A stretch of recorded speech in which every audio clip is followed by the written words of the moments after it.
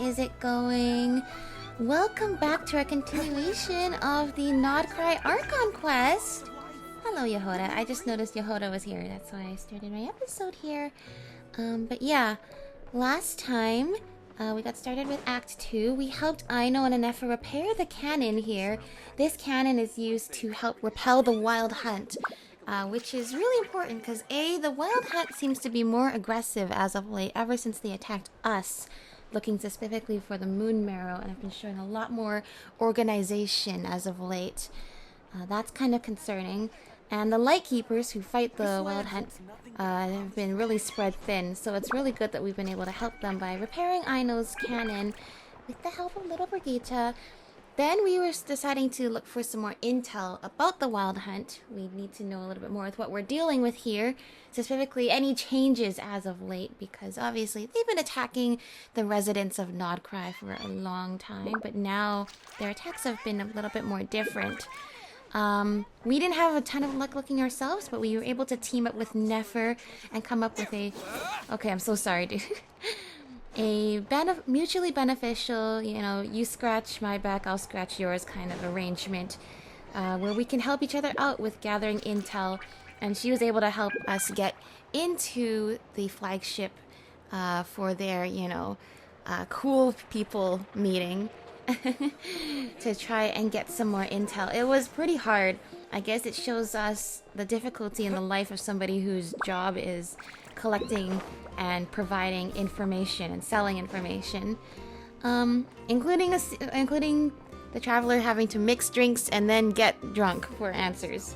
At least that's what I thought was gonna happen. He didn't seem like he was that drunk. Anyway, we were able to finally get out of one guy a map with some locations of where the Lightkeepers predict the wild hunt is going to strike next. So we're going to be checking that out soon. Maybe meeting up with some of the Lightkeepers. It sounds like some of them, including Flynn's, might not be reporting everything back to their HQ, but also as a volunteer organization with people of varying loyalties, it seems like it's just kind of hard to create a unified cause for all of them and have them all have like a unified sort of, I guess, commitment to their work. It's what happens in this line of work, I suppose.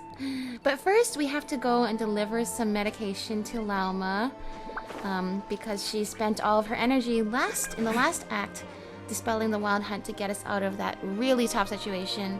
That's where we're at now. What do you have to say, Yehoda? Huh? That's not the price we agreed on. What do you think you're playing at? Dear Miss Yehoda, if you manage to return the object of your next commission intact, then I assure you your reward will be paid in full. What did you do?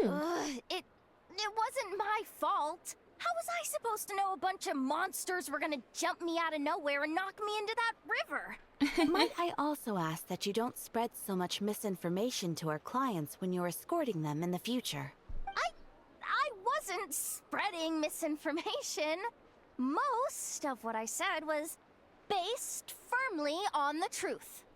The master bandit who has stolen from every town and village in Nod-Krai. That was just me trying to sound cool. No one told me the client was from the Fontaine Guards. She wouldn't stop questioning me the whole way. That woman takes herself too seriously. No sense of humor at all. I can't believe she asked the guild to revoke my membership. Well... The fixer who protects all of Nasha Town. Fixer protects Nasha Town? I was talking about Boss Neff. I was telling the client about her. Regardless, Miss Yehoda, if you wish to take on any more commissions in the future, it would be best. I know. Be careful what you do and say. Boss Neff's always yammering on at me. But my mouth gets all itchy when I don't use it too long. I can tell. Perhaps you could take a few pointers from our experienced adventurer here. Oh? The Traveler. I guess he's not the worst person to learn from. But you're gonna need to wait for me to take this reward back to Boss Neff first. She ain't gonna be happy that it's not the full amount. I feel a lecture coming. I wonder what happened to her, that stories along the way. Oh, that was an anecdote. Oh, interesting. I wonder what happened to her arm. That she has a metal arm. Ah, that's interesting. I didn't realize they had anecdotes for characters that haven't been released as playable yet. Alright, anyway. Oh, Yanfei's still waiting for me. Alright, wait a little longer, Yanfei. I forgot to do the anecdote earlier. Hello, Llama. Let's see now. What's changed since we were gone? Not as much as I'd imagine. Yeah. If anything, looks like things are settling down. Yeah. That's Llama for you. Last time she told the Frost Moon Scions about the truth that she knows, that the moon in the sky is not real. The sky itself is not real. The moon that they've been praying to, at least. There is a real frost moon, yet they haven't been able to see it this whole time. It shattered the faith of a lot of the Frost Moon Scions. Some of them chose to leave, but the rest of them chose to stay and follow Llama into their new future, not bound by faith, but by truth and by their own efforts and, I guess, their own causes. Hey, Llama. We're back. Hello! How have things been these past few days? Hello! I hope everything's been okay. The cleanup work has been much more complicated than I expected. Solving problems that have built up over time is a tall order, to say the least. I can imagine so. I believe it will take a few weeks more. Fortunately, those who remained appear to have shaken off the initial confusion and are becoming more proactive by the day. That's good. And I can tell a weight has been lifted off of Llama's shoulders. That she doesn't need to hide this secret from them anymore. And that those who stayed still believe in her and believe in each other. It's as if they've finally been forced to come face to face with what their faith actually is. Yeah. And it's all thanks to you. Mm-hmm. No, I should have done this a lot sooner. I've been focused on taking care of myself these past few days, so I'm in a good place. And since you're looking after the Moon Marrow for us, I should be able to help you investigate the truth of the past. Thanks for remembering. Yeah, I still am like, what is this like for Aether? He has his moon marrow inside of his body now, like, but he seems to be doing fine. Speaking of which, have you heard anything new about that Phantom? We've been asking everybody about the Phantom. Nobody seems to know anything about the Phantom. I've tried asking around, but to no avail. What about you? Oh, we haven't made much progress either. But here's what we've got. The music in this area is so beautiful. Hello, Kotai. I think I've got the gist of it. Sounds like you've got your work cut out for you too. Don't forget to take good care of yourselves. In any case, please, come this way. Oh?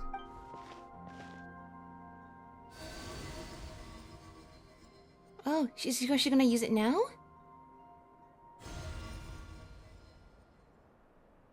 I thought we were waiting 2 months.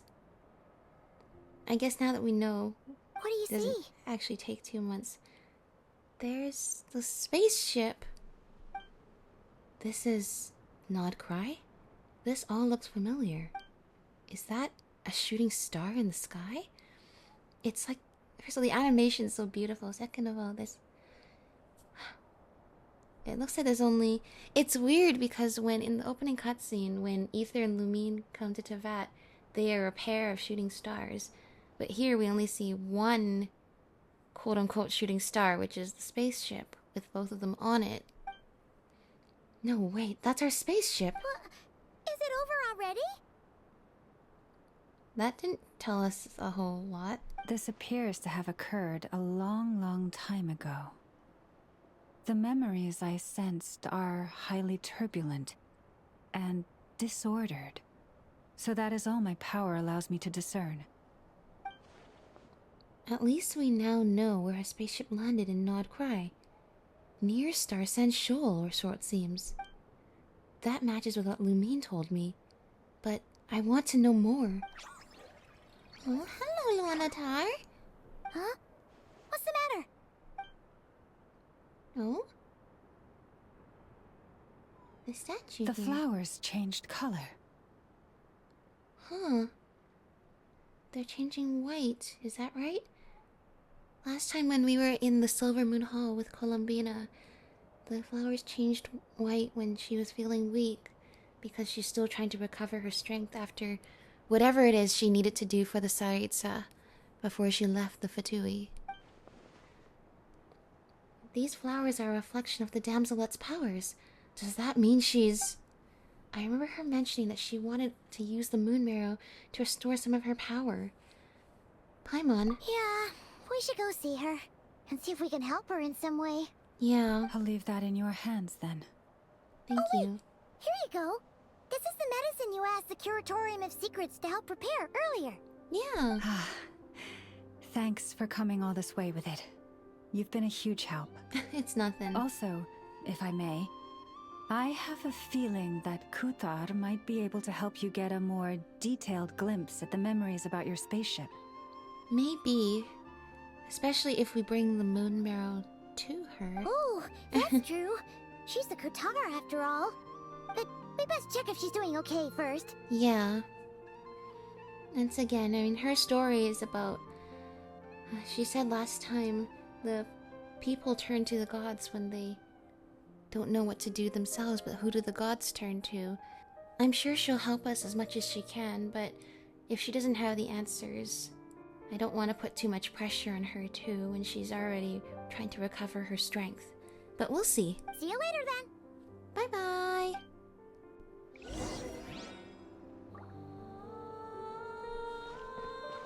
We're going to the Silver Moon Hall. Here we are.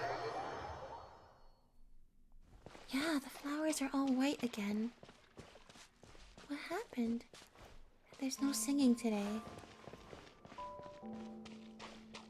This is the song that played last time too, where she wasn't singing.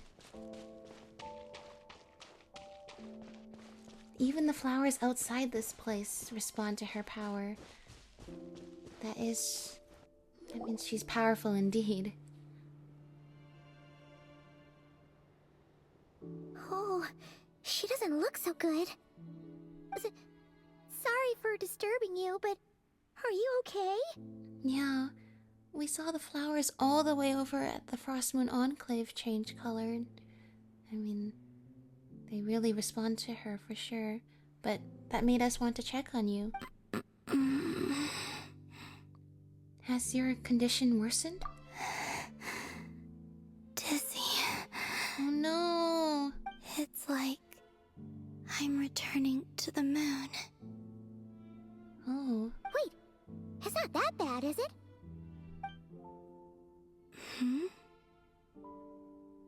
I sense the moon's power within you. Yeah, we're using the moon marrow. I guess the moon marrow is using us as a hiding place right now. We got the moon marrow back from the Fatui. Can it help you in any way?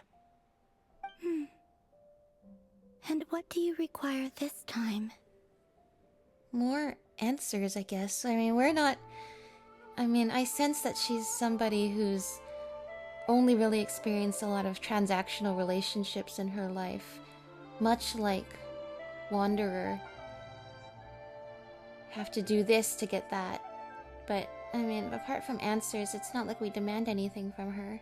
Come on, don't even think about that. Right now, you gotta focus on getting better. Yeah. Has this just become habitual for her after living in relationships of mutual benefit for so long? I might need your assistance in the future. Yeah. We'll leave it at that. Oh. Very well. Give me your hand.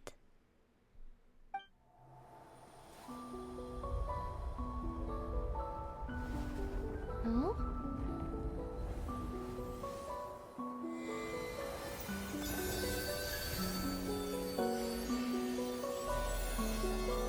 Wow.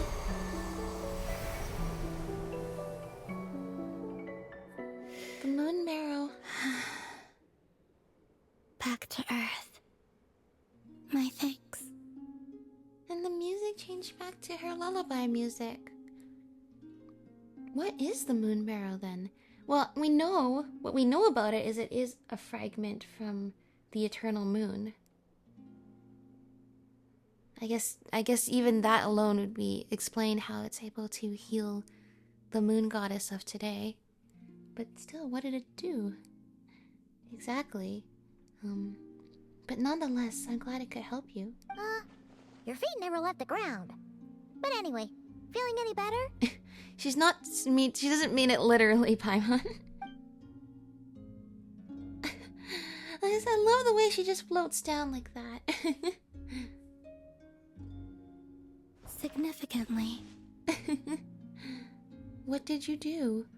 Or maybe what did I do? The moon within your body. It is as silent as a reflection in the water. Fascinating. I merely drew forth a ray of its light from the water. Enough to keep me tethered to the ground for now. I think I sense some other changes as well. That is the moon goddess's favor. All things I come into contact with will bear this mark. It is harmless, and will fade over time. Speaking of which, do you want to be the moon marrow's custodian now that you've got your power back? Yeah, do you want it back? It's supposed to be something that belongs to a god in any case, right? It is the remains of Arya, goddess of the eternal moon. That's right, that's what we learned last time. So it does have to do with... Wait, what? Did you not know this already? Didn't we just learn that at the Fatui? The Experimental Design Bureau? Llama just said it was different from the other fragments, and that she could sense divine power within it. And she is correct. When I drew that ray of moonlight from the marrow, I also drew some memories from within. That is how I know that it belongs to the goddess of the eternal moon. But Llama also saw the past by using the moon marrow. Why didn't she see that? Llama mentioned that she could only catch brief, blurry snippets. Perhaps this is something that only a moon goddess could sense. There were once 3 moons in the sky, each belonging to a goddess who ruled over it.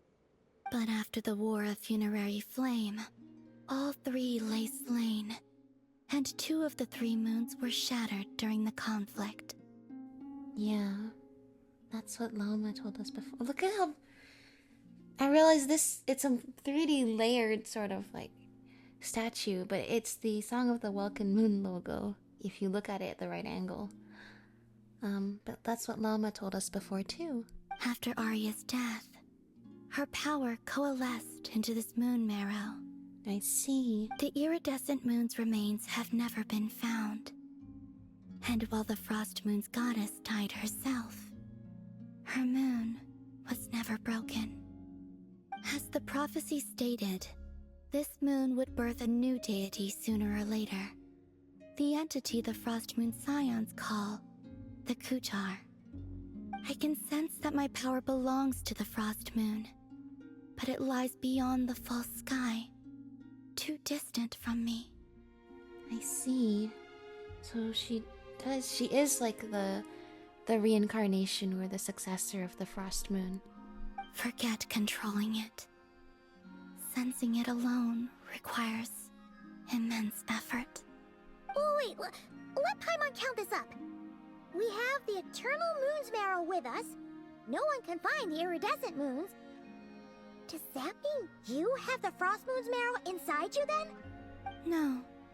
It can only form after the moon goddess is dead. Consider it a form of energy core. I see. If you think about marrow as being something being inside of the bones, then I suppose this energy core being sort of the core of a moon is... Oh, this what I said, this is such a sad analogy though, once you think about the fact that these gods died and their essentially lifeless remains are on display in the sky forever and ever. Perhaps having a false sky covering it is the only mercy, that their fall in battle and what remains of their physical form is left on display for the world to see for the rest of eternity. Never to be forgotten. Yeah. You may as well ask if there are rocks on the moon. Oh, so you're saying that you represent the Frost Moon's power, right? Yeah, so she is sort of the equivalent of the Frost Moon's moon marrow, but she's a person instead of a glowing ball of energy. Yes. Now, a god with a gnosis is named an Archon. Since you bear the moon marrow, does that make you a moon goddess? I suppose if you're going by that logic, though, at least 4/5, if you count Farina, I guess close to lore. 5 of the Archons we know have lost their gnosis, so in that regard, could you still call them Archons?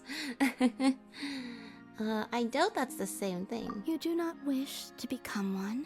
Well, it's just not what I've signed up for at the moment. I'm only agreed to take it on temporarily. That's not really the problem here. Also, why are you so eager to pass that title on to someone else? Well, it's a title that's caused her a lot of burdens in her life from since she was born up until now, over the last 500 years.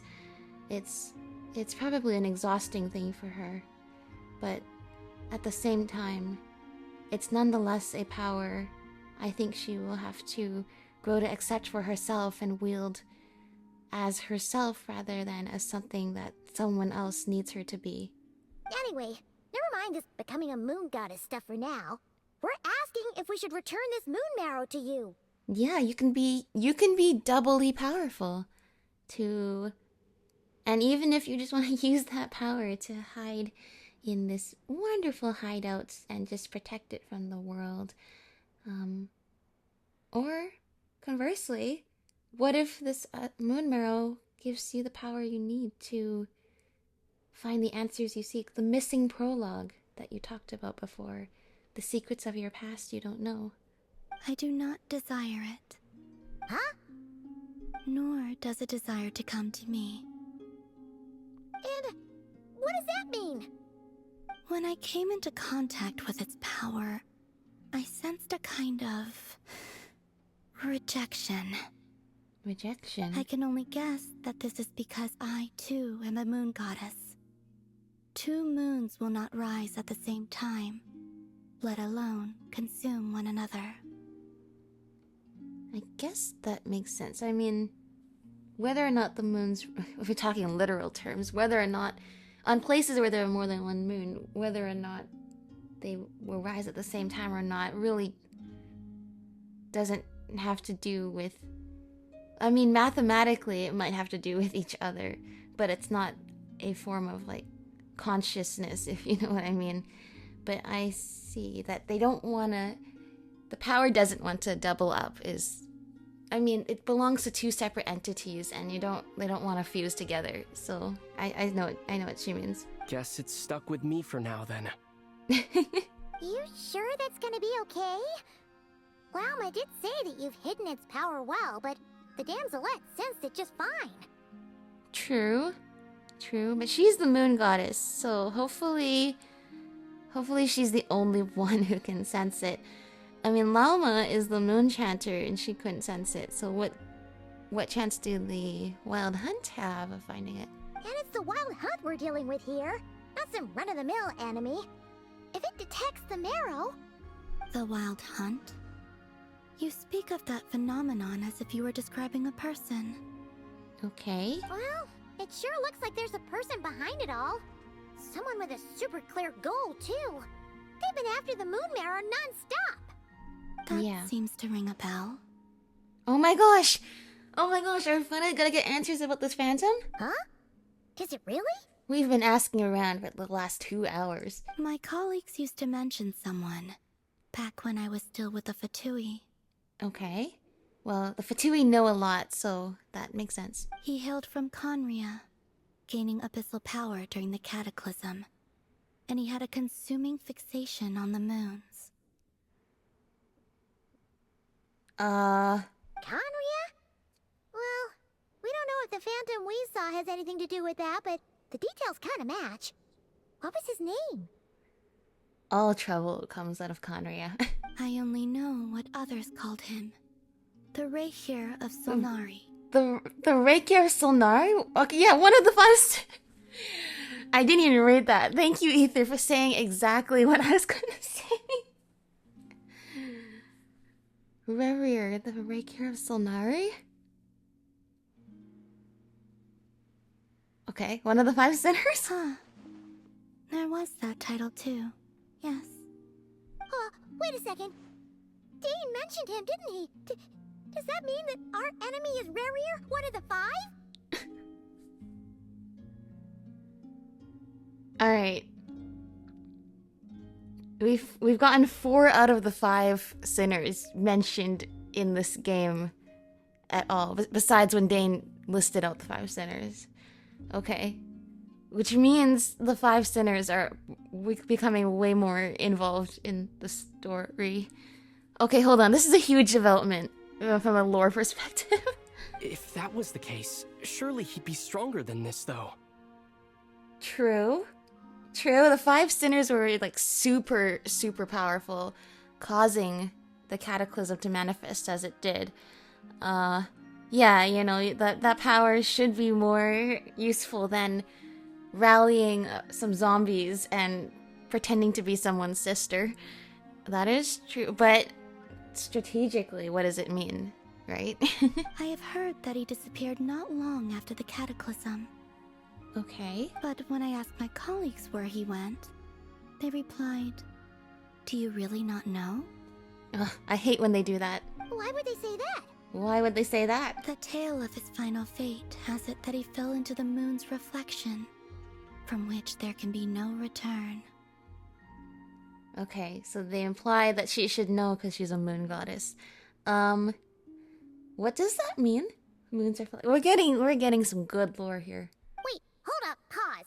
There's just too much information. Yeah, you can't just hit us with Rarier, one of the 5 sinners, the Rakier of Solnari. Someone we've only heard about, like...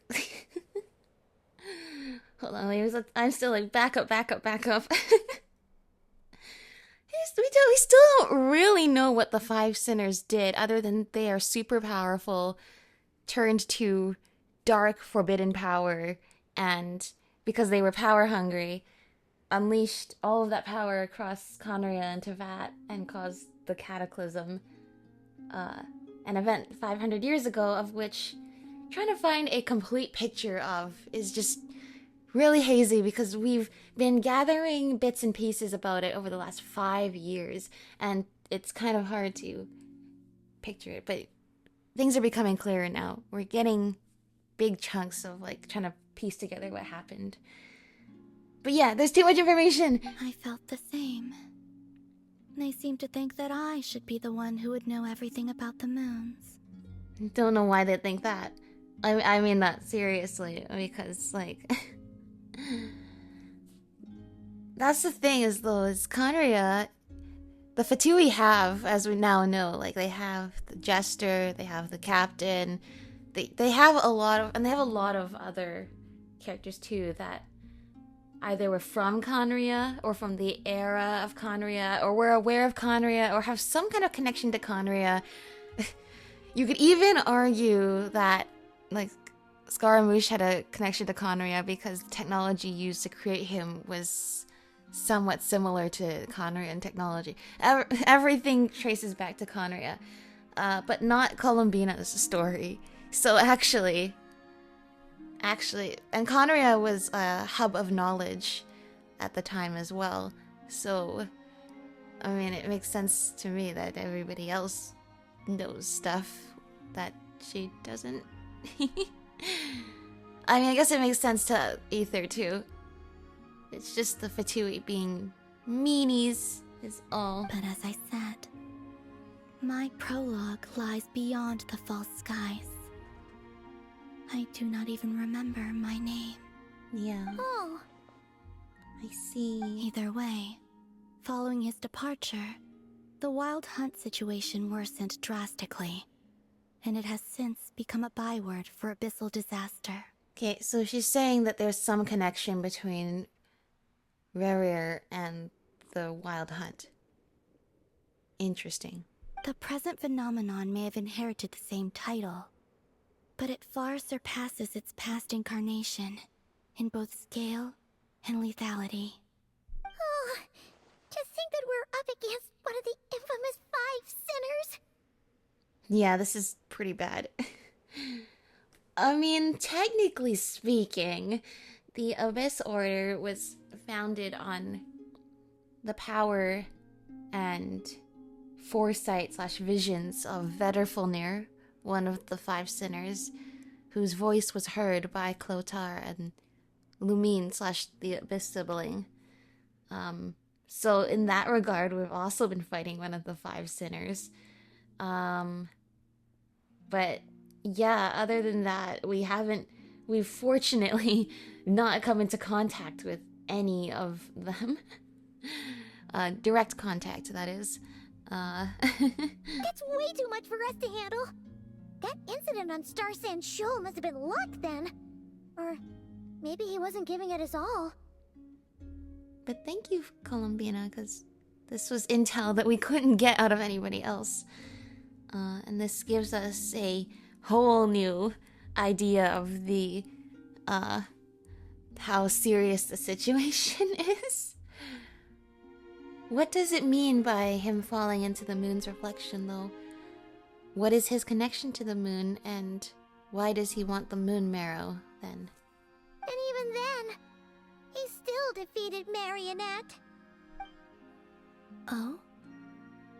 What did you just say? Would you mind repeating that? I can't tell if she's trying to be funny right now. That's your ex-colleague? So, we were on Star Sand Shoal together, and she was beaten by the Wild Hunt, too. Yep, that's exactly what happened. It is funny, actually. Did you just laugh? No. Right. I will pretend I heard Totally nothing. did. Are you two on bad terms or something? No. I simply imagined the put-out expression she must have worn in that moment, and found it interesting. Yep. Nope. I think you are probably picturing exactly what we saw. She seemed quite shaken. Yeah. Oh, she'll adjust soon enough. She's very good at that. Okay, anyway, we've gotten off topic. Now that we know how dangerous the guy targeting the moon marrow is, you sure you want to carry it around with you, Traveler? Yeah, earlier I was saying, well, Llama the Moonchanter couldn't detect it. Only Columbina could detect it. We're probably good. Now that you've mentioned and uttered the name of one of the 5 sinners, now I'm not so sure. 5 sinners were some of the most powerful humans ever in this world. So they basically had the strength of gods. You'd think that detecting the moon marrow would actually be a piece of cake. Detecting it right through our body and also removing it from our body, probably not in as nice of a way as we take it in and out. Yeah, no, this is not a good situation for us. If Fatui intelligence is to be believed, Rerir would prevail even if all of Nod-Krai were to stand against him. Great, that's great to hear. Perhaps something restricts him, if only for the moment. Yeah, well, he could just be toying with us, saying like, how much can these puny mortals put up a fight with? Before I decide, there's a favor I'd like to ask you, Columbina. What do you need? Do you think you'd be able to show me what happened when my sister and I arrived in Nod-Krai? I mean, when our spaceship first landed. That's true. She was able to see more memories from the moon marrow than Loma was. She might be able to see the memory in better resolution. Sure. That was quick. As I said, this to me is but a single ray of moonlight. Nothing to it. Give me your hand, and ready yourself.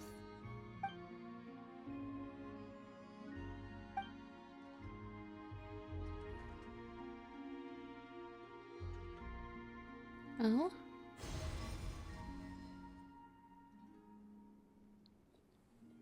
This is what we saw before, only clearer. There's like trails beside, there's a trail beside our spaceship. Is that just like moon rocks or like trails of like other fragments? It seems we landed safely at I mean, I wouldn't say that.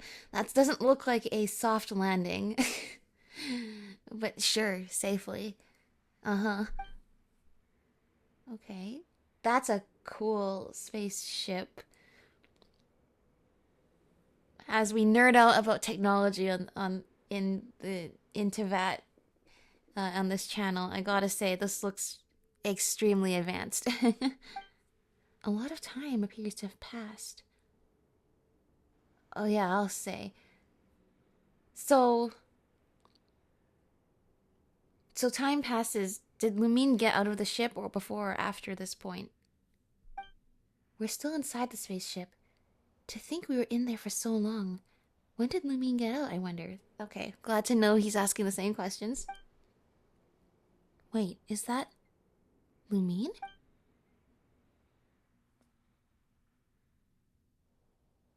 Wait a second.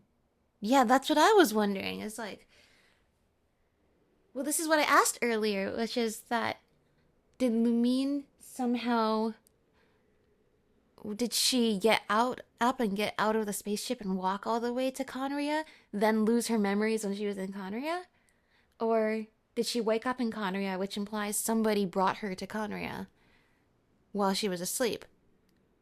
And I just didn't consider the possibility that there might have been a third option to this. But this ties in with what Nahida said, which is that our sibling is part of Tevat and is not a descender and has always been part of this world. But we're considered a descender and an outsider to Tevat from beyond the sky.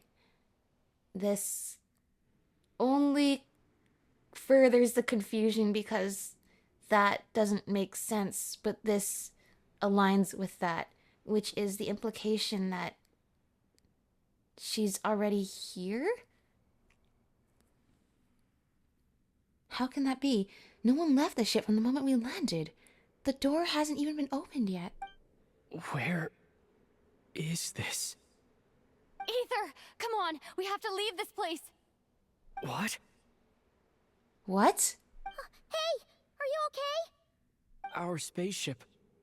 A long, long time passed after we landed.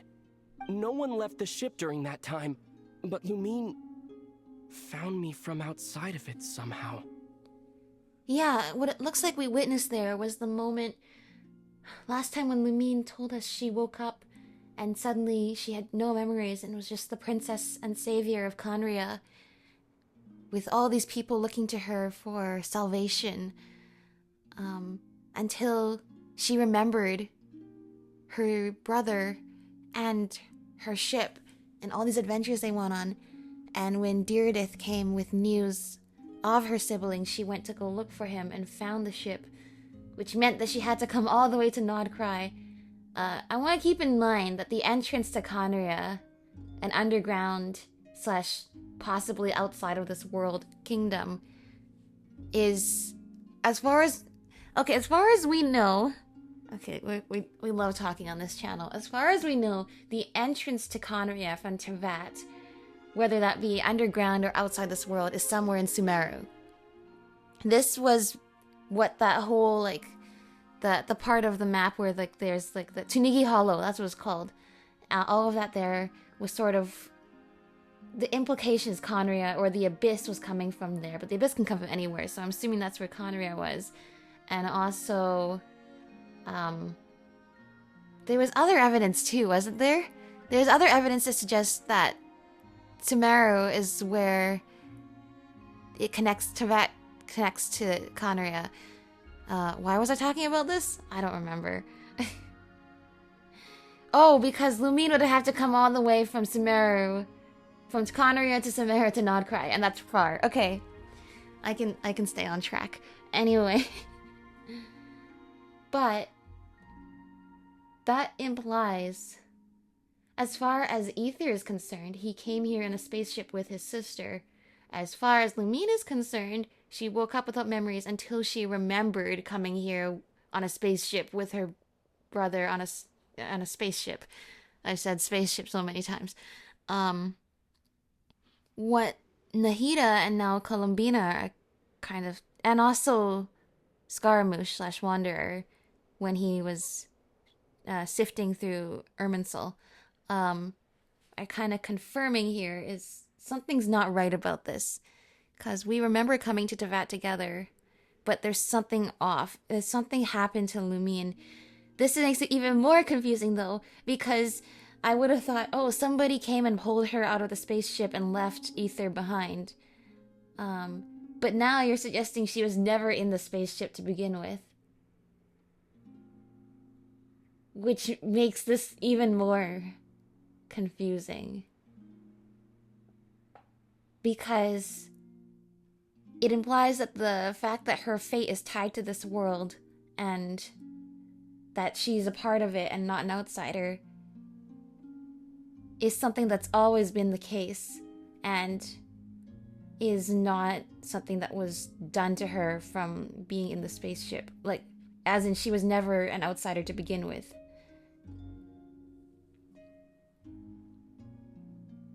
This is confusing.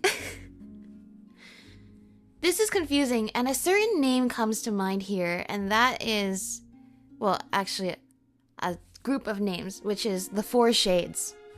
But I was specifically thinking about Istaroth, the Shade of Time, and Asmodee, the ruler of space, aka the sustainer of heavenly principles who separates us. But I bring them up because now I'm thinking about the Raiden Shogun's story quest, the second one, where with A, where we see that the sacred Sakura, she is always... No, she wasn't able to see it before. We learn that Makoto, her sister, planted the seed in the past. And so there was one day after the cataclysm, this tree was there, and she said, when did this tree appear? And everybody else around her just said, what do you mean? This tree has always been here. And it had to do with Makoto planting the seed in the past. I gotta actually remember what the details of that story quest, because that actually might be important, because A and Miko talk about how Makoto likely couldn't have done that herself without the power of a god more powerful than her. And keep in mind, she was the Archon at that point. So that's one of the first times the name Istaroth appears in the game, is the implication that she helped Makoto plant that seed. Okay, this is not, once again, not that was a side tangent, but it's kind of important because that's the only other instance I can think of where, like, the timeline somehow doesn't make sense. Because A comes back from the cataclysm and is like, what? When did this tree appear? And she took it to be a sign from Makoto after Makoto passed away during the cataclysm and in the war. And everybody just like, it's always been here. And I feel that's what's happening right now, is Lumine, from Ether and Lumine's perspective, she should also be a descender. But from the perspective of Irminsul and the memories of this world, it's like, what are you talking about? She's always been here. This... Okay. That was a lot. Okay, let's continue. Huh?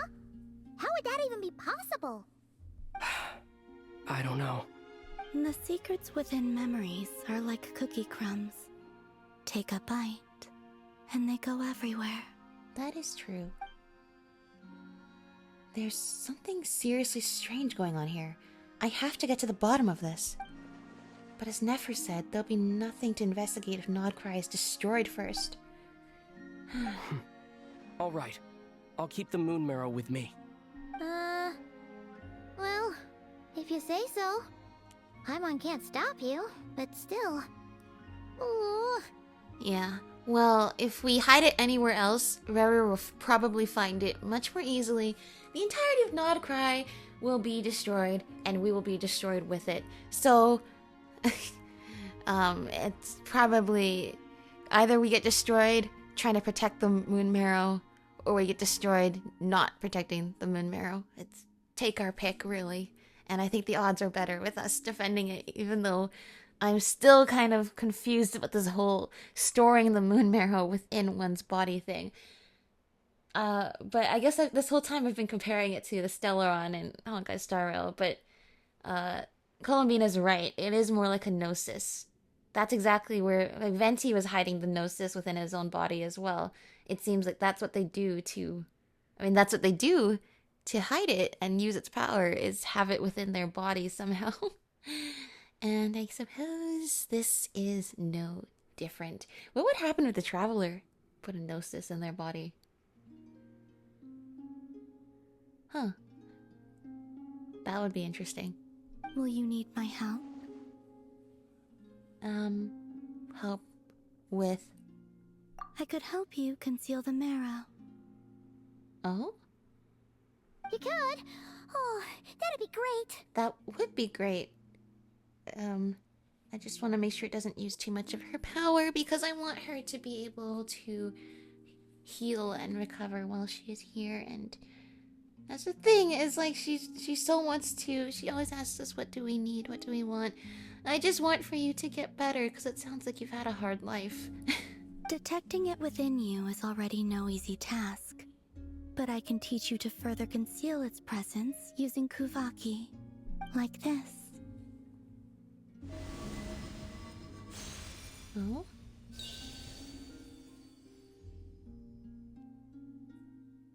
Interesting. I mean, I think the glowy aura around us might draw more attention to ourselves, but... Ooh, looks like a shield. But if it's invisible, then this should be awesome. Thank you so much, Columbina.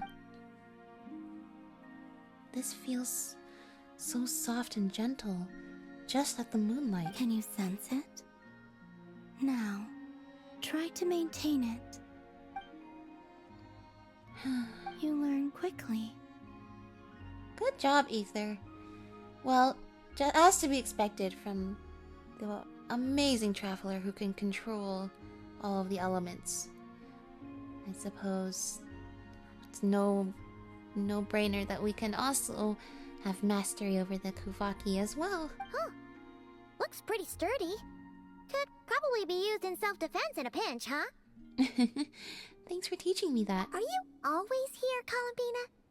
It's kind of dangerous out there, sure, but have you, like, taken a walk outside or something? I dislike strangers. Where do we rate on that scale? Slightly better. Well, I'll take that as the compliment I believe she intends. Once this whole business with the Wild Hunt is over, let's go out for a walk. Yeah. The Frost Moon Scions have changed since you last saw them. Who knows? You might actually like them. Yeah, and the ones that are still around are the ones who weren't dissuaded by Lama's words. And once again, it's my hope that someday Kutar, Columbina, will be able to walk amongst her people as a friend, and not just somebody that for whom they demand her power in exchange for their devotion and faith. At least it'll be a fun experience if you go with us at some point. I will consider it. Thank you. She seems kind of tired. Probably hasn't spoken this much in a while. Yeah. I mean, she probably is tired. If you just expend a lot of energy all at once, it can still leave you tired for a really long time. And she's probably still wary of other people. As she said, she dislikes strangers and probably hasn't had the best experience with, you know, being exploited for power. And also is incredibly introverted, and therefore going and talking to a bunch of strangers at a social event is probably not exactly what she looks forward to. But that doesn't mean you shouldn't try it out. But I don't want to push it right now either. This doesn't seem like the right time. Another time will be better. Probably hasn't spoken this much in a while. Either way, thanks for agreeing to help us. Yeah. It wasn't much. Oh, thank you, though, all the same. This might be the breakthrough we need to be able to save Nod-Krai. The flowers here. They like guests like you. Oh, that's good to hear. I'm honored then. I mean, this is her safe space, and if her environment responds well to us, then that must mean that we're not rejected by that safe space, which is, you know, it's a privilege to be that person for someone else. So I'm honored. Anyway, you get some rest, okay? We got it! Silver Moon Hall Selena Chronicles. We now have the place where we can give all of our sigils. For a certain time after completing the quest, your party will gain the new Moon's Embrace effect. When in Nod-Krai, your party's moon sign level will always be Ascendant Gleam. Additionally, after completing a certain number of quests, you can complete a variety of other rewards. New Moon's Embrace obtained. Whoa. Okay, well I guess we have Ascendant Gleam. Best let her rest. Yeah, can we offer our sigils? Oh, we can! Oh, we just talked to this little Kuhenki friend. Hello. Record-keeping Kuhenki. View records. There she is. Just like on the statue, but instead in the flesh. She took a beam of moonlight and in turn bestowed you with the moon goddess's favor. Okay, that's just what happened. This is like the Pilgrim's Chronicle in Natlan. I suppose then, if we do more quests, and actually do the quests besides the Archon quest, which we do, I just need to find time to do it, we will be able to fill this out and offer our sigils and get some rewards. Thank you, little Kuhenki. And they got little books here too. Adorable. We'll let her sleep for now. Have a good rest, Columbina. I'm willing to bet this Moonfall Silver will be her ascension material. Surely she will be playable because she is the Archon of this region and they always make the Archon playable. Alright.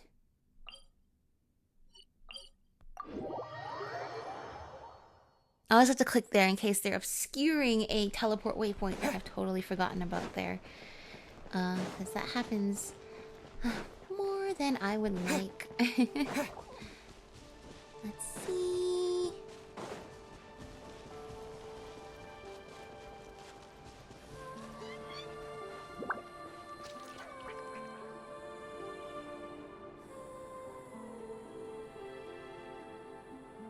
The Raker of Solnari. I've never heard that name before. Yeah, I'd actually assume most people haven't heard that name. In fact, we haven't really learned that much about the Five Sinners of Conria, other than from those who have like direct connections to them. In fact, like when we were talking with, say, Skirk for the first time after defeating the primordial whale, and then she was like, "Oh, do you know my master, Elegy? Or what about Vetterfulnir or Rhindaughter?" And they were like, "The only one we've heard out of those are Rhindaughter." And she was like, "Oh, I thought they would be super famous." I mean, she doesn't know who they are either, only that they sound really important, and one of them is her master. And in truth, we've only really learned about the 5 sinners from like Albedo and Dane. In fact, we've only even heard the name Rarier from Dane. We don't actually know anything about Rarier until now. But yeah, it just seems this is not common knowledge across Tevat at all in the slightest. So we're really delving into uncharted territory here in many ways. Let's keep this news confidential for the time being. It would only cause even more panic amongst the people of Nod-Krai. Oh yeah, for sure. One of the people who caused the cataclysm 500 years ago is threatening to do something similar to Nod-Krai. We don't actually know what it is yet. Yeah, that will 100% cause panic not only in Nod-Krai, but beyond. But if this Rarier is as you describe, he will be a truly formidable opponent if we try to take him on by our strength alone. This is crazy, by the way. Yeah. Things might be okay if everyone was willing to work together, but right now... If we don't stick together, we'll be picked off one by one. Exactly. Whatever the case, let's start by telling those we can get to join up about the crisis.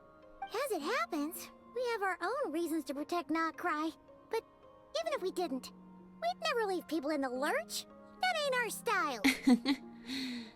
I mean, yeah, our reasons for wanting to protect Nod-Krai might not be as direct as for others, but for sure. We've helped people in all the lands that we've traveled to, and we want to do the right thing, so we will be around. Thank you. The Frost Moon Scions will stand with you to prevent this crisis as best we can. In addition, I believe that the relationships between the various factions in this land are not cast in stone. Okay. The winds of change are blowing, and we Scions have nowhere to run. Our faith, our sect, all of it is here. Whether our foe is the Fatui or this Raker, we must stand our ground and remain true to ourselves, even to the last. Thank you. Let's see. Speaking of allies, the Krumkake craft shop is the closest by, right? And they'll Yeah, be sure to help us. for sure. With that big cannon and all, they are definitely great allies to have. Oh, we're actually talking to people to get them to team up. The wind blows stronger. May your path ahead be smooth. Thank you, Llama. Let's go talk to Aino and Inafa.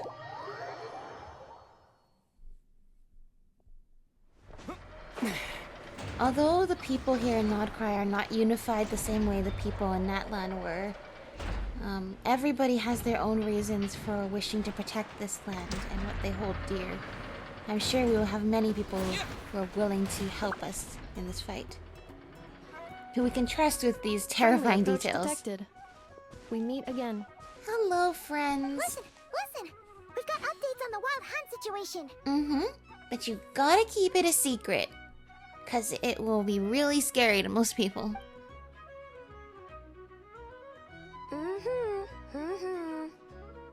Threat level exceeds expectations. Yep, that accurately sums it up. It doesn't matter if he's the Rahira Solnari or Solari or whatever. One volley from my cannon, and he'll be blown to smithereens! Yep, that's really what we're praying for here, and I hope that will be the case. You were there when we fired it, right? If that isn't the kind of firepower that helps you sleep at night, I don't know what is! True. Oh, whatever kind of laser beam the Fatui is developing. Because that's what we learned last time when we were in the Bureau, is they're developing some kind of cannon too, to use against some other nation. Which is, I don't really... That's a scary prospect. Anyway, I'm sure it doesn't rival to Aino's cannon, and if it does, it's only because they handicapped Aino with not as good parts. Not that she couldn't build a cannon twice as better as the Fatuis, that's for sure. True, but the cannon only works against shambling monsters, right? What if Rarier's super fast? We'll just have to make it faster then. Well, we'll just get an effort to go grab him and tie him down. Oh yeah, that actually will work. You're not taking this seriously at all, are you? She's taking it super seriously. I think she will definitely make Anefa go and do that. Anyways, firepower is not a concern. See those canisters over there? That's all concentrated Kuvaki, which we'll be shipping to Nasha Town. Perfect. More than enough ammo in there to blast that Fatui research facility to bits in a single shot. Oh my gosh, now that I would like to see. But I don't think we should do that. At least we should save that power for the more imminent crisis, let's just say. You sure have been looking forward to this battle, huh? Of course! This is gonna be the shot that shocks the world. All of Nod-Krai, heck, all of Snezhnaya will know my name once we're through. Yeah! Go Aino! Everybody will tremble in fear of the creator of the greatest cannon in all of Teyvat. In that case, our firepower needs are in your hands. We'll continue to monitor the Wild Hunt's movements. Sure. Travel safe. I know. There remains intel left unshared. Oh, you have intel? Oh, right. Yeah. Since you're investigating the Wild Hunt, something pretty weird's happened in Nasha Town. Should probably watch out for that once you're back. Uh-oh, do you have any details, or...? Remember that Sosi guy? The Ratnik in charge of firing the cannon? No! Been found dead in their organization's offices. Darn it. Do you remember earlier when I'm like, wow, this guy's so nice? And Paimon's like, wow, this guy's so nice. And then I was like, no, Paimon, why would you bring up that he's so nice? That either means he's gonna be totally normal, or else he's gonna betray us, or he's gonna die. And I was, no. I didn't want him to actually die. I hate being right in this case. Why do I have to be right? Thanks, Paimon, for specifically noting that he was such a nice guy. Oh, that one actually hurts, kinda. Yeah, he was a nice guy. I'm like, he's actually really nice. And Paimon called him out for it. That meant that he's either gonna betray us or die. Wait, what? Didn't we just see him, like, half a day ago? Yeah, it's still new news.